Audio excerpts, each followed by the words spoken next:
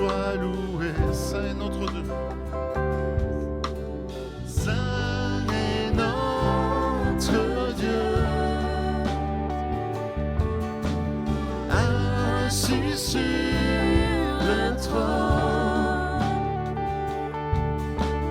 nous te couronnons, Seigneur, nous chantons ta grandeur. Saint est notre Dieu,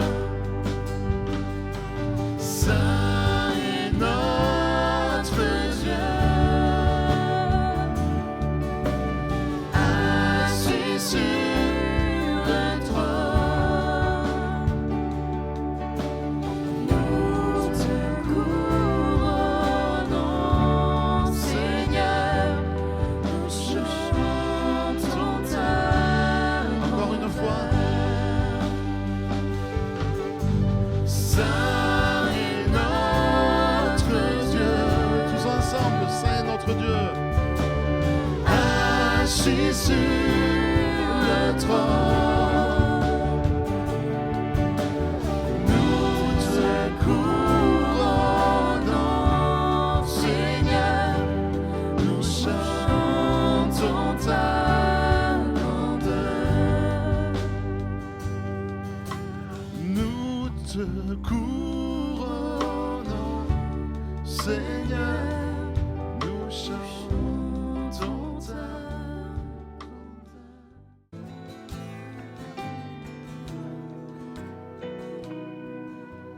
Jeunes et vieux se réjouiront ensemble, les jeunes filles danseront de joie.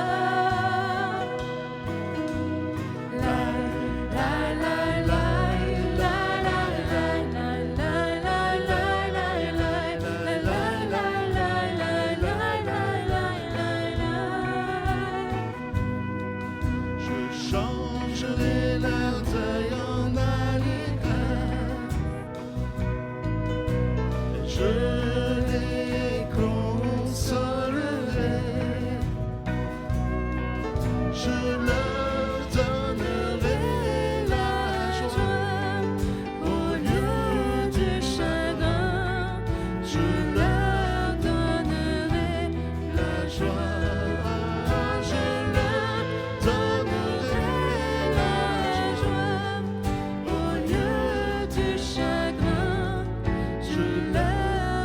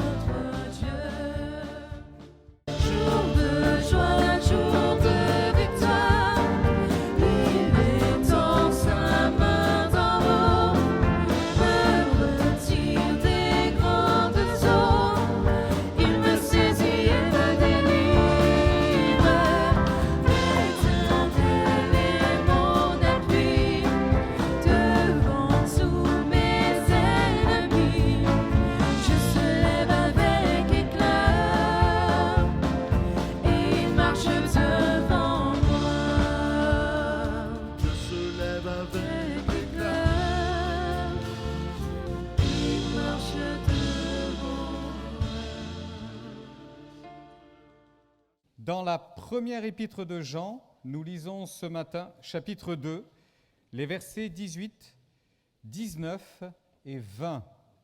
Première lettre de l'apôtre Jean, première épître de Jean, chapitre 2 et verset 18. Petits enfants, c'est la dernière heure.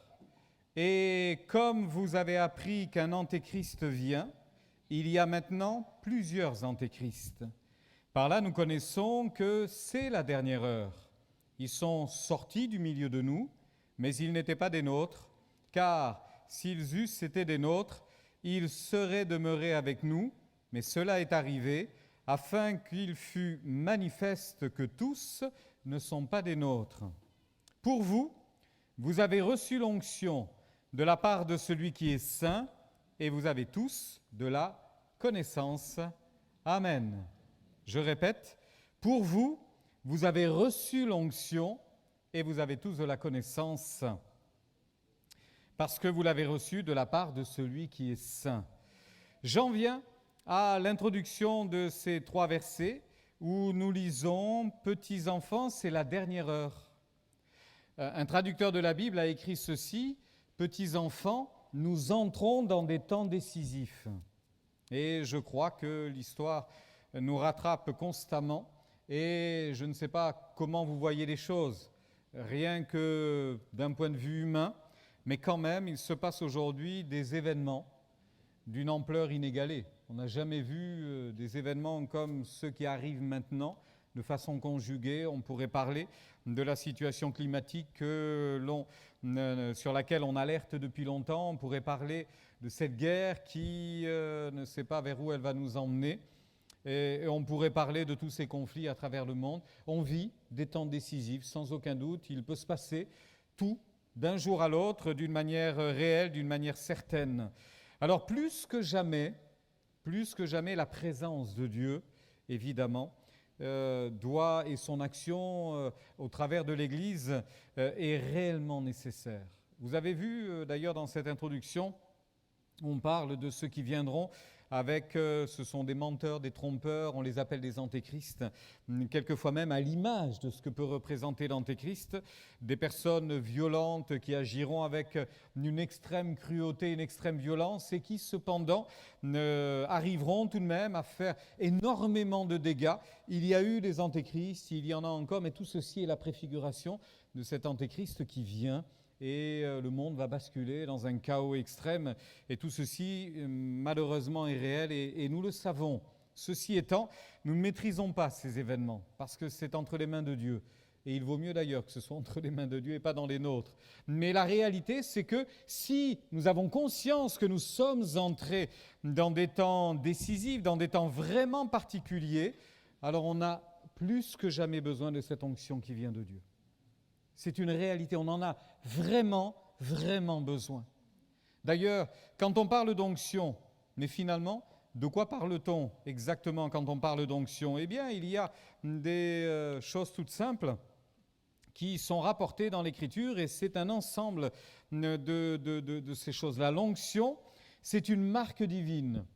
L'onction sur votre vie, dans votre vie, c'est la signature de Dieu. L'onction sur votre vie, c'est comme un sceau. Vous avez été scellés. D'ailleurs, dit l'apôtre Paul dans une de ses lettres, vous avez été marqués, scellés du sceau de Dieu. Vous avez reçu les arts de l'Esprit. L'onction qui vient de Dieu va marquer notre vie, va donner une couleur à notre vie, évidemment. Quand j'entends signature, je pense à cela, mais tout ceci nous ramène à cette réalité, c'est que l'Église devient capable, notre capacité vient de Dieu. Elle n'est pas intrinsèque, elle n'est pas naturelle, elle vient de Dieu. Mais cette capacité d'honorer et de servir Dieu révèle derrière ceci une grande puissance. Aujourd'hui, face au chaos, heureusement qu'il y a la parole de Dieu. Aujourd'hui, face aux détresses et face aux difficultés, face aux peines, heureusement qu'il y a les promesses de l'Écriture qui nous dit que tout est possible à celui qui croit et qui nous dit que Dieu change le mal en bien. Vous aviez prévu de nous faire du mal, Dieu l'a changé en bien. Dieu est capable d'agir de cette façon-là, de façon surnaturelle, de façon impromptue, parce qu'il a toute autorité. On ne va pas évidemment revenir sur ce texte qui a quelquefois été mal interprété, cette parole de Jésus à l'apôtre Pierre quand il lui dira « Je te donne les clés. Les clés. Ce que tu liras sur la terre sera lié dans le ciel. » Mais cependant, nous reconnaissons une chose, c'est que l'Église a reçu mandat. L'Église a reçu cette autorité qui vient de Dieu pour annoncer le royaume des cieux et annoncer le royaume de Dieu et faire ce que Jésus disait, aller par tout le monde, annoncer la bonne nouvelle, guérissez les malades. Il y a cette autorité qui vient de Dieu, mais qui sied à l'homme, à la femme qui est oint du Saint-Esprit, qui est rempli de l'Esprit. Vous recevrez une puissance, disait Jésus, et vous serez mes témoins. Sans cette puissance, le témoignage n'est pas évident à apporter, et puis il ne porte pas de fruits, il ne porte pas efficacement parce qu'il n'y a pas, évidemment, cette autorité qui est derrière. Je crois que derrière cette onction que Dieu veut déverser sur l'Église, et sur vous, sur moi, sur chacun d'entre nous, il y a évidemment cette approbation qui vient du ciel. Et s'il y a cette onction, eh bien évidemment, il n'y a rien à dire, il y a juste à contempler, à regarder, à profiter de cette présence divine parce qu'il y a cette approbation qui vient du ciel. J'insiste, vraiment j'insiste, sur le fait que cette onction que Dieu veut déverser sur nos vies, c'est en somme la présence de Dieu, cette présence à l'intérieur de notre vie, cette présence de Dieu et qui tout simplement va faire toute la différence. Ça fera vraiment, sans aucun doute, toute la différence. Alors, l'onction, ça se reçoit. C'est pas parce qu'on vient dans l'église que forcément l'onction est sur nous. C'est pas parce qu'on se fait baptiser dans les eaux du baptême que forcément l'onction est sur nous. Néanmoins, si on vient dans l'église, c'est qu'on recherche évidemment quelque chose, et au-delà de quelque chose, on recherche quelqu'un, on recherche Dieu. Si on décide de s'engager avec Dieu, c'est qu'on l'a rencontré, évidemment. Donc tout ceci m'amène à croire évidemment que parce qu'on est là et parce qu'on a donné sa vie à Christ un jour où on souhaite le faire, alors on peut recevoir cette onction qui vient du ciel et il faut, c'est une nécessité, c'est vraiment important parce que nous vivons des temps décisifs, c'est vraiment important que l'onction vienne sur nos vies.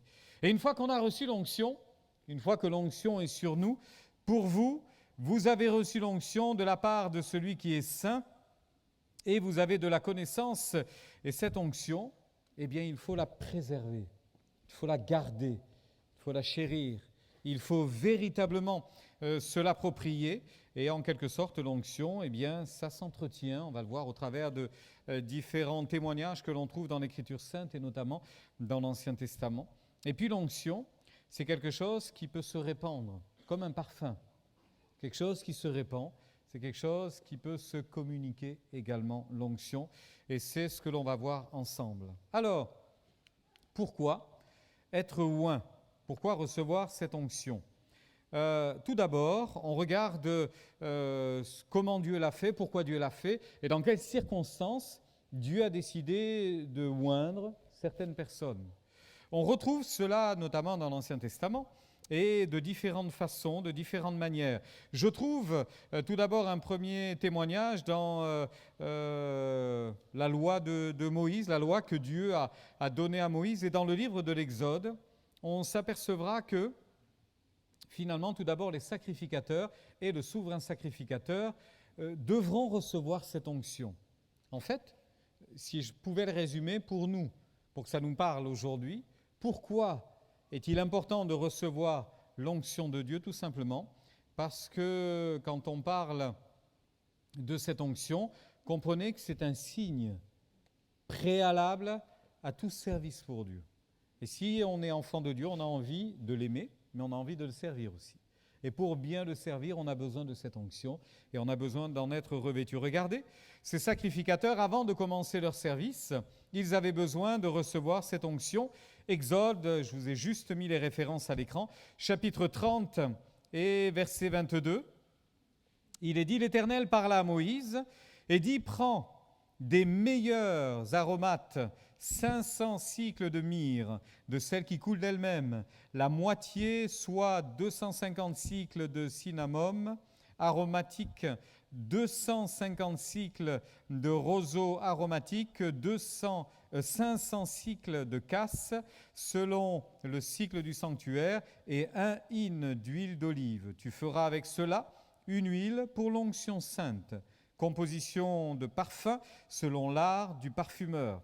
Ce sera l'huile pour l'onction sainte. Tu oindras la tente d'assignation, l'arche du témoignage, la table et tous ses ustensiles, le chandelier et ses ustensiles, l'autel des parfums, l'autel des holocaustes et tous ses ustensiles, la cuve avec sa base. Tu sanctifieras ces choses et elles seront très saintes.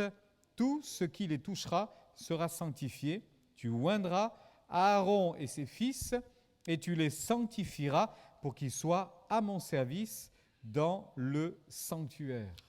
Quand on parle de cette onction qui était répandue sur ces sacrificateurs, vous connaissez sans doute ce fameux psaume 133 qui parle de cette huile.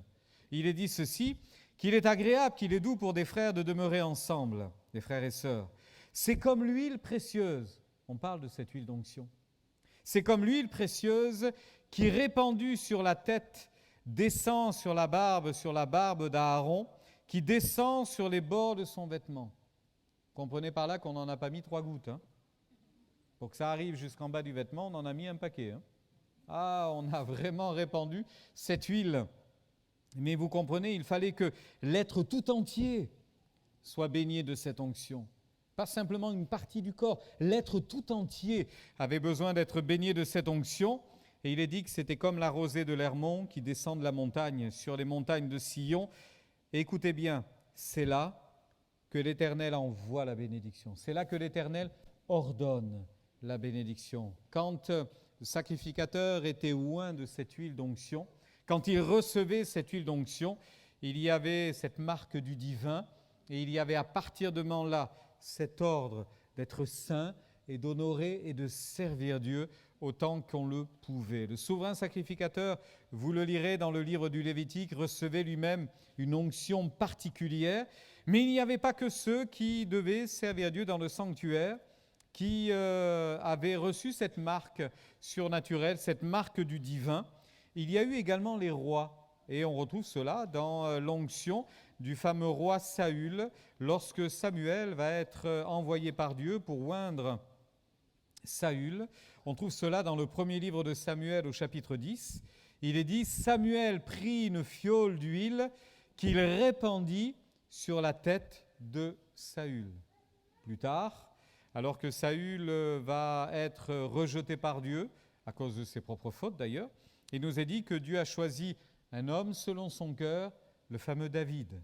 Et c'était Samuel à nouveau qui va aller vers la famille de David, vers Isaïe, et va faire passer tous ses fils, devant le prophète.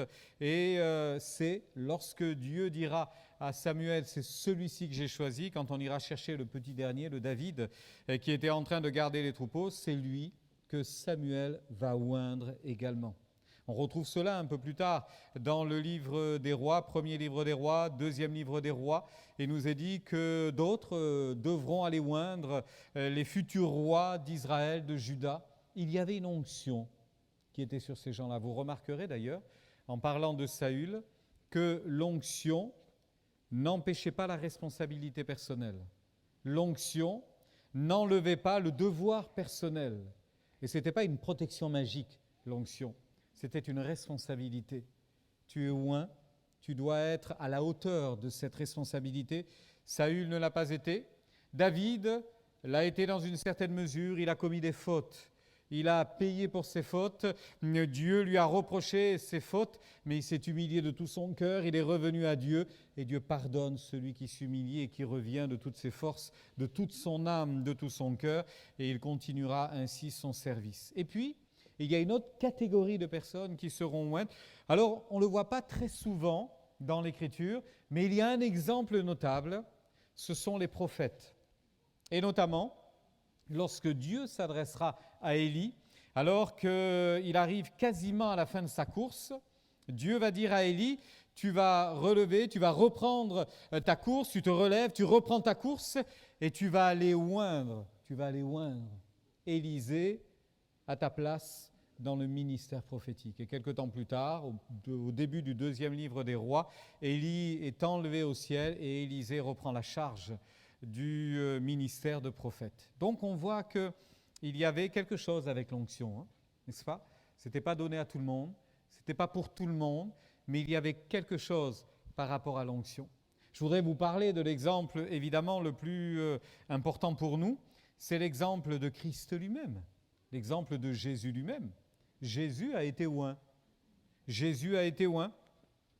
Vous me direz peut-être, j'ai lu les évangiles, je ne vois pas. Qui a oint Jésus? Je n'ai pas l'image de quelqu'un, voire Jean-Baptiste ou un autre, qui viennent avec une corne d'huile et qui répandent ceci sur Jésus. Eh bien non, vous ne le trouverez pas. Parce que celui qui a oint Jésus, et c'est miraculeux, c'est le Saint-Esprit lui-même. Il a été oint miraculeusement, directement par Dieu. Et il dira, en prenant un texte que l'on trouve dans l'Écriture sainte, il dira lui-même, Jésus, dans la synagogue de Nazareth, « L'Esprit du Seigneur est sur moi parce qu'il m'a oint. Il m'a oint. Seigneur lui-même m'a oint. » Et pourquoi donc? Pour annoncer une bonne nouvelle aux pauvres, guérir ceux qui ont le cœur brisé, proclamer aux captifs la délivrance et aux aveugles le recouvrement de la vue. En ce qui concerne Jésus, quand on parle dans le Nouveau Testament, quand vous voyez écrit Christ oint, tout ceci ramène à la personne de Jésus, eh bien vous serez étonné du nombre de fois où on le trouve. Plus de 550 fois, rien que dans le Nouveau Testament. Plus de 550 fois. Comprenez que l'onction revêt quelque chose de capital pour nous. Alors vous me direz, on est peut-être en décalage par rapport à cette vision de l'Ancien Testament et voire même, évidemment, on ne peut pas égaler, à cette onction que Jésus lui-même a reçue. Eh bien, détrompez-vous. Parce que du fait que Jésus est devenu le chef de l'Église et du fait que nous sommes devenus enfants de Dieu, je vous rappellerai tout de même ce qu'il est dit dans 2 textes du Nouveau Testament. Tout d'abord, l'apôtre Paul dira que vous avez reçu l'onction de celui qui est saint. Et je vous rappellerai dans l'Apocalypse ce qui est dit au chapitre 1er. Et tout d'abord au verset 5, il est dit ceci, « À celui qui nous aime, qui nous a délivrés de nos péchés par son sang, et qui a fait de nous un royaume, des sacrificateurs. » Ça vous rappelle rien, ça? Dans l'Ancien Testament, les sacrificateurs étaient oints. Eh bien, nous sommes devenus, vous et moi, frères et sœurs, des sacrificateurs, sacrificateurs à notre tour. Il est rappelé que, évidemment, cette onction qui repose sur chacun d'entre nous a ceci d'extraordinaire, c'est que nous sommes devenus ainsi des pierres vivantes. Je lis un autre passage dans la première épître de Pierre au chapitre 2 et au verset 9. « Vous, au contraire, vous et moi, vous êtes une race élue, un sacerdoce royal, une nation sainte, un peuple que Dieu s'est acquis, afin que vous annonciez les vertus de celui qui vous a appelés des ténèbres à son admirable lumière. » Nous sommes enfants de Dieu, nous sommes des pierres vivantes, nous sommes des sacrificateurs, cohéritiers avec Christ. Et en tant que sacrificateurs, vous comprenez bien le pourquoi d'être oint. Si je ne suis pas oint, où est mon service? Le sacrificateur servait. Et nous, en tant que sacrificateurs, n'oublions pas que c'est comme des sacrifices vivants que nous servons. Romains chapitre 12, vous vous êtes offert à Dieu comme un sacrifice vivant, juste, saint, agréable à Dieu, pour faire la volonté de Dieu. Eh bien, nous sommes appelés à servir de cette manière-là. C'est, j'ai envie de dire tout naturellement, que le racheté devient un sacrificateur, un serviteur qui a été mis à part et qui a été oint. Vous avez été oint. Alors j'en viens à un deuxième point. Comment être et comment rester oint? Ça revient à dire, ni plus ni moins, comment puis-je servir Dieu? Si vous vous posez la question en vous demandant, mais comment pourrais-je servir Dieu? C'est une bonne question. Mais si vous vous posez la question de dire, mais comment pourrais-je mieux servir Dieu? C'est une meilleure question.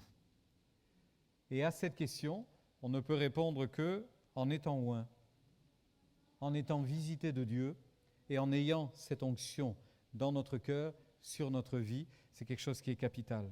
Comment servir Dieu? Comment lui plaire? Comment l'aimer? Comment lui être agréable? Comment être un bon témoin? Comment être un bon exemple? Je suis obligé de vous parler de devoirs et d'exigences si je veux vous parler de résultats. Nous, on aime les résultats. Hein. Vous aimez les résultats? Quand on prie, quand on fait quelque chose, quand on dit quelque chose, et qu'il y a un résultat immédiat, où ça va dans le bon sens, on aime les résultats. Ça, c'est normal. Mais avant d'arriver au résultat, il y a sans doute un chemin de devoir et d'exigence.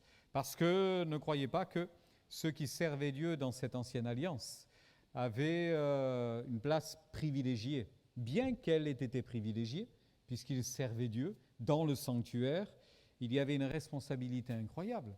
Si je vous disais les exigences, allez, on va parler de contraintes, qui étaient liées à ce service, voire même à la charge du souverain sacrificateur, je ne suis pas sûr que vous vouliez lui ressembler. Il y avait des responsabilités. La vie, ce n'était pas moi d'abord et Dieu après. Hein. C'était Dieu d'abord et moi ensuite. Et peut-être que le moi sera inexistant ou alors insignifiant. Il n'y aura quasiment plus rien de nous. Ça me rappelle cette parole de Jean-Baptiste, alors que Jésus vient à lui et que certains sont étonnés en disant « Mais alors, qui est le Christ? Est-ce Jean-Baptiste ou est-ce ce Jésus qui vient maintenant ?» Alors Jean-Baptiste va se défendre d'être le Christ, évidemment, et va dire « Non, non, non, ne regardez pas vers moi, regardez plutôt vers lui. » Mais il avait cette parole sage. Il faut qu'il grandisse, il faut que je diminue. Il faut qu'il croisse, que je diminue. Ça revient à dire, Seigneur, si on ne pouvait voir que toi au travers de ce que je dis, de ce que je fais, de ce que je suis, eh bien j'aurais gagné la bataille.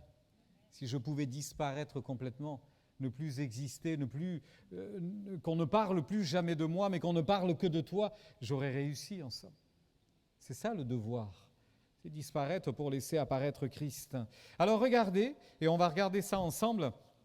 Dans l'Ancien Testament, ce qu'il est dit, c'est résumé, largement résumé, mais je voudrais qu'on le lise ensemble, ce passage. C'est largement résumé à l'écran, mais on pourrait le lire. Deutéronome, chapitre 7. Deutéronome, chapitre 7. Et on va faire un parallèle entre les promesses de Dieu, qui sont liées à sa bénédiction, qui sont liées à son onction dans nos vies, et puis le résultat promis. Deutéronome, chapitre 7.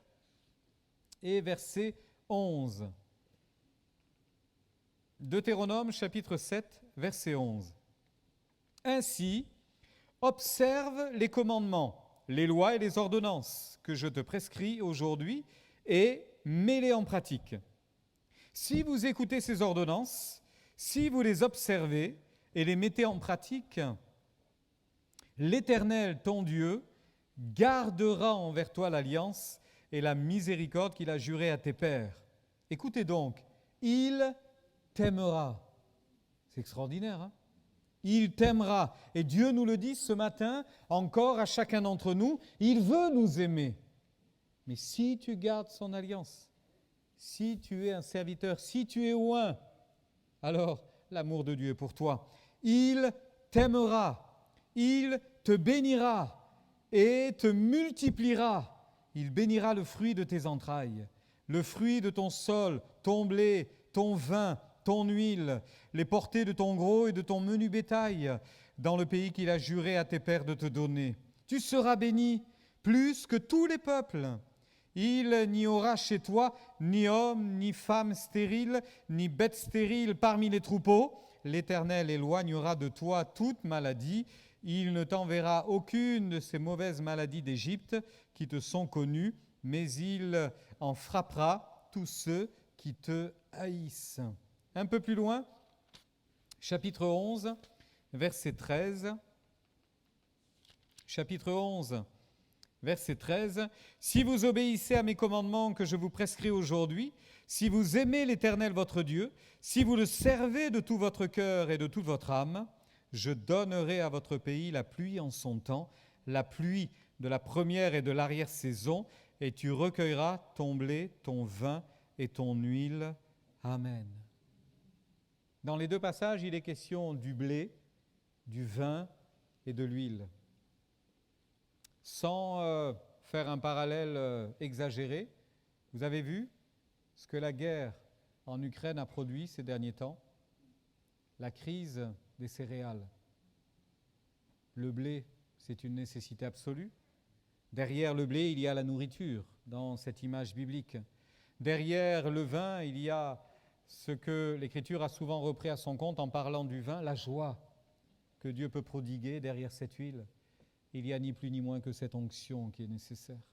Alors voyez, je crois de tout mon cœur que la volonté de Dieu, bien sûr, c'est de nous donner cette onction qui vient d'en haut pour que les résultats soient probants, que notre vie ne soit pas tirée par les cheveux, on essaye de surnager au-delà de toutes les tempêtes, mais que dans ces tempêtes et ces difficultés, la gloire de Dieu se manifeste. Au travers de la paix qu'il donne, au travers de cette réponse à un monde chaotique, cette signature divine qui parlera par des prodiges, par des miracles, par des délivrances, par des manifestations surnaturelles de Dieu dans des situations conflictuelles. Dieu est capable de tout changer. C'est ça que Dieu veut faire. C'est ça que Dieu veut faire avec chacun d'entre nous. Alors, finalement, c'est une nécessité absolue et la récompense de ces efforts va au-delà de tout ce qu'on peut espérer et de tout ce qu'on peut imaginer. Ne voulez-vous pas de ces bénédictions divines? Assurément oui. Ne voulez-vous pas de cette onction qui vient d'en haut? Évidemment. Si je disais, allez, on va faire le test. Vous allez juste lever la main. Quels sont ceux qui veulent être bénis de Dieu? Ah ben, je ne suis pas surpris. Je ne suis pas surpris. On a tous levé la main. Parce qu'on veut tous de cette onction de Dieu, évidemment. Mais pour avoir cette onction de Dieu, eh bien, vous avez remarqué, si tu obéis, si tu écoutes, si tu mets en pratique, finalement, ce n'est pas compliqué, hein? Certains se posent la question de dire « Oh là là, c'est compliqué, la vie chrétienne, je ne comprends pas bien, qu'est-ce que je dois faire, qu'est-ce que je peux faire, qu'est-ce que j'aurai le droit de faire ?» Non, c'est très simple. Tu écoutes, tu lis, tu regardes et tu fais. Ce n'est pas compliqué. Le plus difficile, c'est que notre nature rejambe, notre nature s'oppose à cela. Notre nature le rejette. Notre nature a vraiment du mal à se laisser conduire par Dieu. Mais ce n'est pas plus difficile que cela. Et je voudrais quand même insister sur le fait que si tu fais cela, regarde la bénédiction. Tout à l'heure, je vous parlais de cette signature de Dieu qui se manifeste au travers de la bénédiction de Dieu. Mais est-ce qu'on n'aurait pas le droit aujourd'hui de parler de la force de l'Éternel?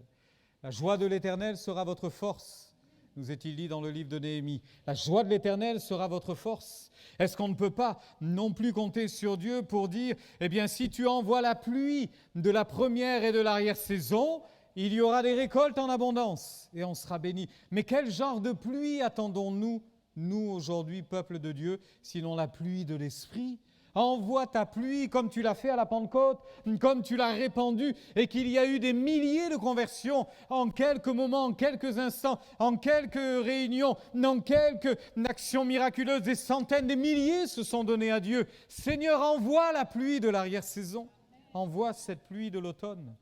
Après avoir envoyé la pluie du printemps, envoie cette deuxième pluie qui est nécessaire pour arroser la terre et pour nourrir la terre. Nous voulons être heureux, mais ça passe par cette capacité de voir tout simplement et de croire en la puissance de Dieu. Vous ne voulez pas d'une vie de victoire? Tiens, je refais un deuxième test. On va prendre un risque. Quels sont ceux qui veulent vivre une vie de victoire? Levez la main. Ah ben, je ne suis pas étonné non plus. Hein. Quels sont ceux qui veulent vivre enfin victoire et délivrance? On en a marre, n'est-ce pas? De batailler, de ramer, de lutter et de jamais rien voir venir. L'onction de Dieu, ça inclut la victoire et la délivrance. Ça inclut cette bénédiction qui vient d'en haut, le fait d'être rempli de l'Esprit. Frères et sœurs, ça fera la différence. Je peux vous rappeler ce que Malachie disait, le prophète Malachie, à la fin de son livre, et c'est finalement la fin de ce discours divin dans l'Ancien Testament. Il va s'en suivre un silence de 4 siècles quand même. Il dira ceci, de la part de Dieu, « Ils m'appartiendront, j'aurai compassion d'eux, comme un homme a compassion de son fils qui le sert, et vous verrez de nouveau la différence. Vous verrez de nouveau la différence entre le juste et le méchant, entre celui qui sert Dieu et celui qui ne le sert pas. Voulez-vous être la différence? Pas simplement voir la différence, mais voulez-vous être la différence entre celui qui sert Dieu et celui qui ne le sert pas, afin que celui qui ne sert pas encore Dieu, en vous voyant vivre, vienne vers vous en disant « Moi aussi, je veux servir Dieu. Moi aussi, je veux être et faire la différence.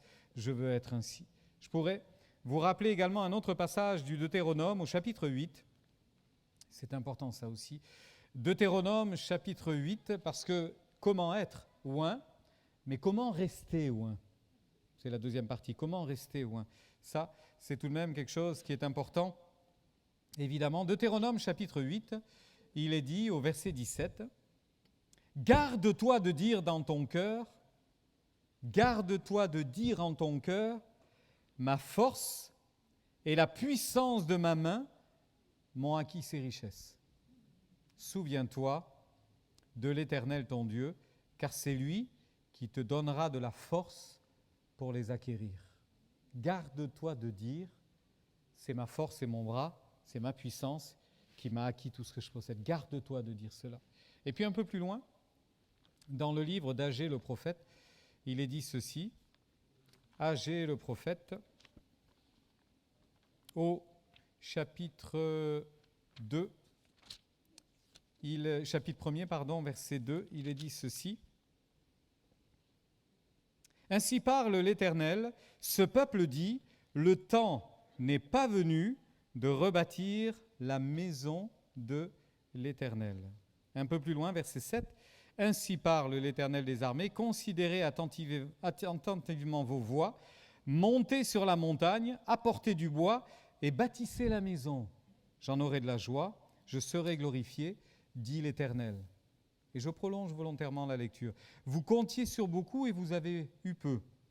Vous l'avez rentré chez vous, mais j'ai soufflé dessus. Pourquoi ? Dit l'Éternel des armées, à cause de ma maison qui est détruite, tandis que vous vous empressez chacun pour sa maison. C'est pourquoi les cieux vous ont refusé la rosée et la terre a refusé ses produits. J'ai appelé la sécheresse sur le pays, sur les montagnes, sur le blé, sur le vin, sur l'huile. » Vous vous en souvenez du blé, du vin et de l'huile ? Là, à nouveau, j'ai envoyé la sécheresse sur ce que la terre peut rapporter, sur les hommes, sur les bêtes, sur tout le travail des mains. J'insiste, c'est bien de construire activement notre maison spirituelle. Faudrait-il la reconstruire ce matin ? Ça peut être un besoin.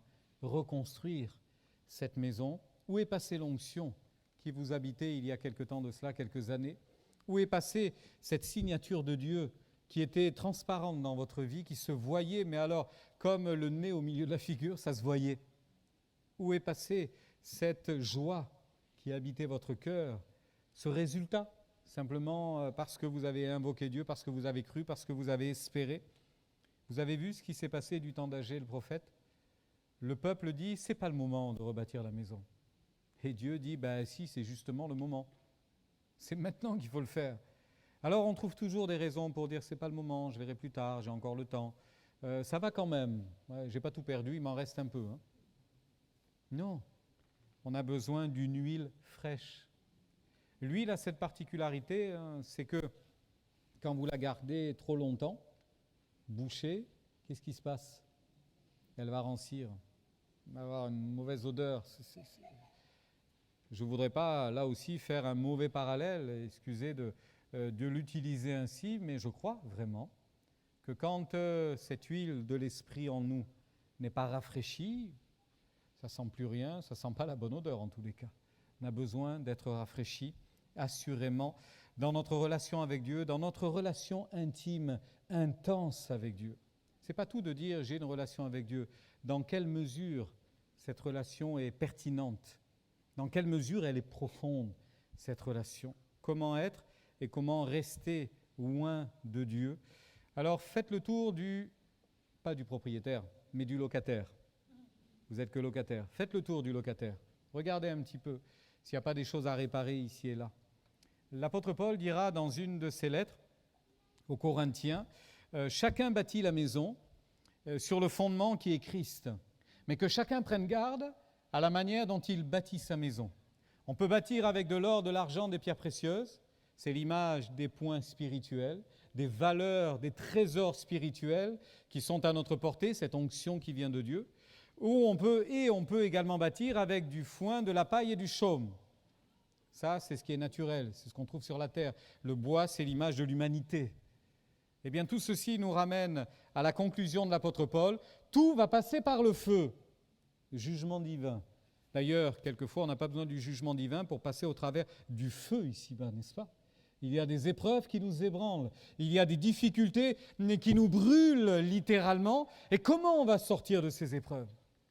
Le bois, le foin, le chaume, ça va disparaître parce que ça brûle. L'or, les pierres précieuses et l'argent, ça restera. Ça changera peut-être de forme. Et quelquefois, au travers de l'épreuve, on a changé de forme. Mais ça a été bien plus, finalement, façonné par Dieu au travers de l'épreuve. Et c'est meilleur. Mais ça reste, ça reste.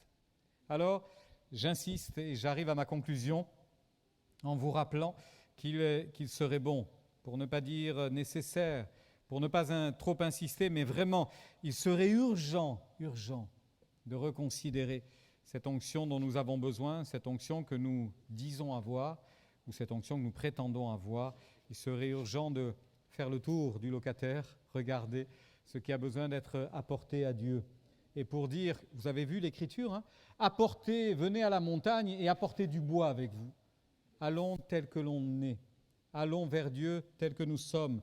Allons avec nos imperfections, nos ratés, nos manquements, mais à chaque fois, ça n'a pas fonctionné. Allons, apportons à Dieu ce matin, là, maintenant. Apportons tout cela à Dieu. Et croyons qu'il va nous débarrasser de ces choses-là au travers du feu, de la contrition, de l'humiliation, mais de notre humilité également. Et il va tout simplement nous oindre de son esprit ce matin. Il va nous visiter comme tout à nouveau, d'une huile fraîche, d'une huile abondante. Et nous allons devenir un meilleur outil entre les mains de Dieu. Je voudrais vous rappeler tout de même, parce que c'est tellement, tellement important, je voudrais vous rappeler que derrière tout cela, il y a ces exigences, cette nécessité, l'obéissance, la conscience, la piété, la recherche de la sainteté. J'aurais pu vous parler de la force que Dieu procure, on en a parlé il y a un moment, mais c'est bien d'examiner, j'insiste sur ce point, de réparer, de rénover, de rafraîchir ce qui a besoin de l'être. C'est une nécessité et le meilleur outil que vous avez à votre disposition, c'est la prière. La prière, la prière, la prière, la prière, la prière. Vous n'avez rien d'autre que cela. Approchez-vous de Dieu en priant et en lui demandant grâce. Je conclus avec un texte tiré du psaume 92. Il est beau de louer l'Éternel, on va le faire dans un instant. Il est beau de louer l'Éternel. Plus facile à dire qu'à faire, certains le diraient ce matin. Il est beau de louer l'Éternel et de célébrer ton nom au Très-Haut, d'annoncer le matin ta bonté et ta fidélité pendant les nuits, plutôt que de passer des nuits blanches ou de faire des cauchemars ou de tourner en rond, de ne pas savoir quoi faire de nos nuits parce qu'on a tellement de problèmes. C'est bon de rendre grâce à Dieu pour sa fidélité, même pendant ces nuits cauchemardesques. Il est capable de changer nos larmes en joie. Tu me réjouis par tes œuvres, ô Éternel. Je chante avec allégresse l'ouvrage de tes mains. Et un peu plus loin, il dira ceci, les justes croissent comme le palmier, ils s'élèvent comme le cèdre du Liban, et je prie que vous deveniez un cèdre et un palmier ce matin. Un cèdre ou un palmier, choisissez lequel vous voulez. Parce que tous les deux, il nous est dit qu'ils croissent, ils s'élèvent, plantés dans la maison de l'Éternel. Plantés dans la maison de l'Éternel, ils prospèrent dans les parvis de notre Dieu. Ce matin, nous avons à nous positionner. Est-ce que je veux être planté dans la maison de l'Éternel ou pas ? Est-ce que je veux être près des courants d'eau, ces eaux divines, ces eaux qui viennent d'en haut, cette pluie de la première et de l'arrière-saison, ou je ne veux pas ? Si je veux, j'ai besoin d'être planté dans la maison de l'Éternel et j'ai besoin de le faire avec joie, avec vitalité. Vous savez que quand il a fallu construire le tabernacle, avant qu'on mette l'huile sur les sacrificateurs, pour que les sacrificateurs puissent servir, il fallait bien un outil pour servir et il fallait le tabernacle. Eh bien, Dieu dira par la bouche de Moïse à tout le peuple que ceux qui sont animés de bonne volonté, que ceux qui ont vraiment envie de le faire, viennent avec de l'or, des biens, etc. Apportent tout cela pour fabriquer la maison de l'Éternel. Voyez ? ce n'était pas avec contrainte, c'était avec joie. On ne peut entrer dans la présence de Dieu qu'avec joie, pas avec contrainte, pas parce qu'on a peur d'être perdu, pas parce qu'on a peur d'être damné, pas parce qu'on a peur de passer à côté de la vraie vie, non, mais c'est parce qu'on a envie d'entrer, de plonger dans cette vraie vie et de plonger nos pieds dans l'huile, comme dit l'Écriture. Alors utilisez cette onction qui vient de Dieu et utilisez cette onction pour Dieu et pour le salut des hommes, pas pour vous, pas pour vous. Ne dites pas « ça va me faire du bien », ça va être utile, servez-vous tout simplement de cette signature de Dieu pour servir. Sans onction, je termine, finalement il ne se passe pas grand-chose. Sans onction, si on n'est pas rempli du Saint-Esprit, il ne va rien se passer dans la demi-heure qui vient. Si on est rempli de l'Esprit, alors il peut tout se passer. Amen. Vous le croyez cela? Tiens, un troisième test. Vous allez lever la main. Quels sont ceux qui croient que là, dans la demi-heure qui vient, il peut se passer des choses incroyables? Levez la main. Ah, je ne suis pas étonné. Vous saisissez? Vous saisissez ce qui nous attend là maintenant? Sans onction, il ne se passe rien de bon. Rien de bon. Assurément rien de bon. Rien de durable. Mais avec l'onction, alors le but est atteint et Dieu se glorifie. Ne voulez-vous pas glorifier Dieu ce matin? Ne voulez-vous pas chanter la gloire de Dieu? Ne voulez-vous pas être visité de cette gloire divine? Quand Moïse dira « Seigneur, fais-moi voir ta gloire », il ne maîtrisait peut-être pas le sens des mots, le langage que ça signifiait, mais Dieu lui a fait voir sa gloire, parce qu'il l'avait demandé.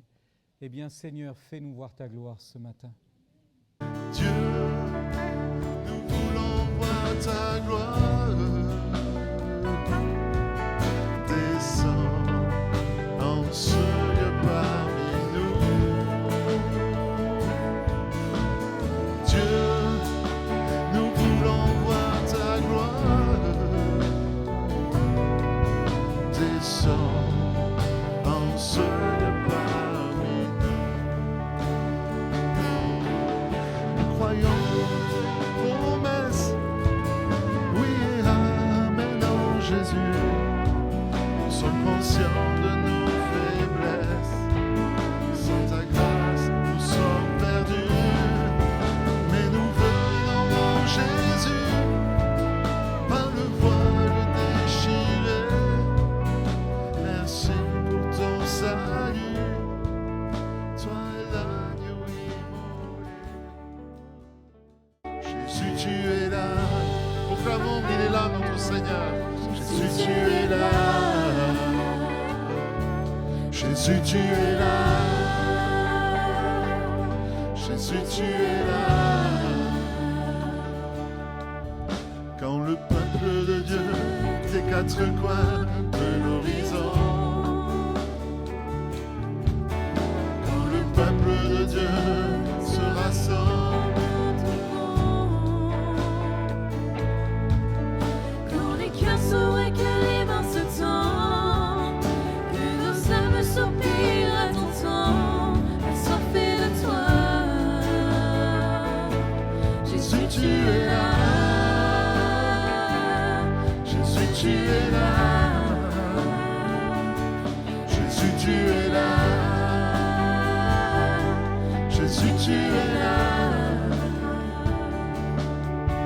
Quand du Milieu de nous, comme un parfum d'adoration, s'élèvent nos voix pour chanter et louer ton nom. Quand les cœurs sauraient que les mains se tendent, quand nos âmes soupirent à ton temps, assoiffées de toi. Jésus, tu es là.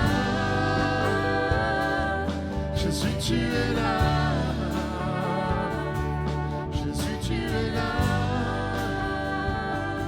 Jésus, tu es là. Jésus, tu es là.